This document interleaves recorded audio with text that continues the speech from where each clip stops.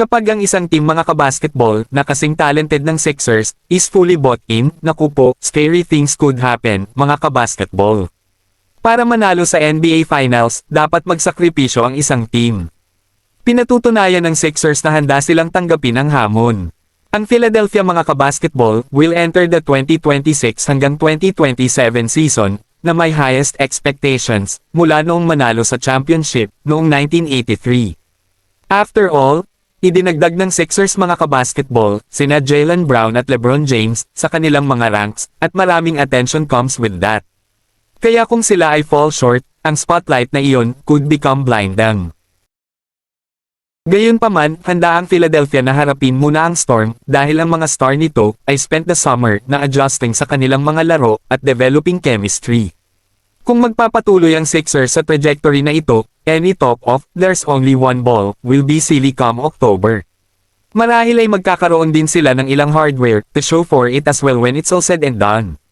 Ang fast break opportunities mga kabasketball will be Philadelphia's ultimate strength, which is something no one understands better than Brown. Nabawasan siya ng 7 pounds mula noong na-trade siya ng Boston Celtics sa Sixers noong July 1. Pinangunahan ni Tyrese Maxey, Brown at James ang NBA sa total transition points noong nakaraang taon, respectively, at si Brown leaning into that further will be pivotal.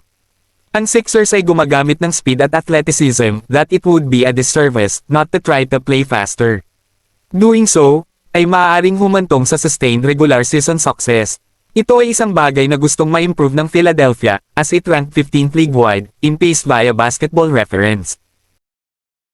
Kung tatanggihan ng isang koponan mga kabasketball, ang fast break play ng Sixers, sa halip, ay kailangan nilang makipag-contend sa isang mas leaner na si Joel Embiid.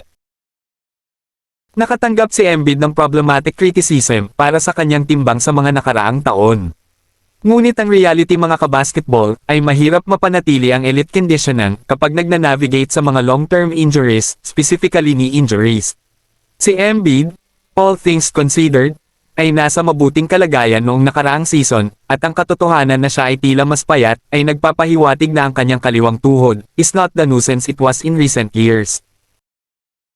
Not to mention, ang isang slimmer Embiid mga kabasketball ay mas nababagay sa Philadelphia. Hindi na siya kailangan ng Sixers na umiscore ng 30 o higit pang puntos para manalo gabi-gabi. He's commanding more playmaking duties, and pick and pop actions, far more important to this team's personnel. Napunta na si Embiid sa landas na ito nang mag-post siya ng 33.5% usage rate noong nakaraang taon, ang pinakamababa niya mula noong 2019 hanggang 2020, ayon sa Basketball Reference. What's done off the court is just as important as on the floor, and the Sixers are thriving in that regard as well. Si Brown mga kabasketball ay all over Philadelphia, literally, mula sa kanyang panimulang press conference noong August 6. He held the presser sa isang Southwest Philadelphia Recreation Center, instead of the Sixers' practice facility, to set himself in the community. Higit pa rito, inimbitahan niya ang 12 ng mga local kids na dumalo.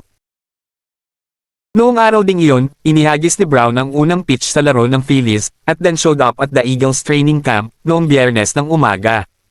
Kalaunan noong hapong iyon, dumalo siya sa golf outing ng Tyrese Maxey Foundation, an initiative na inilunsad ni Maxey noong 2021 to uplift the community.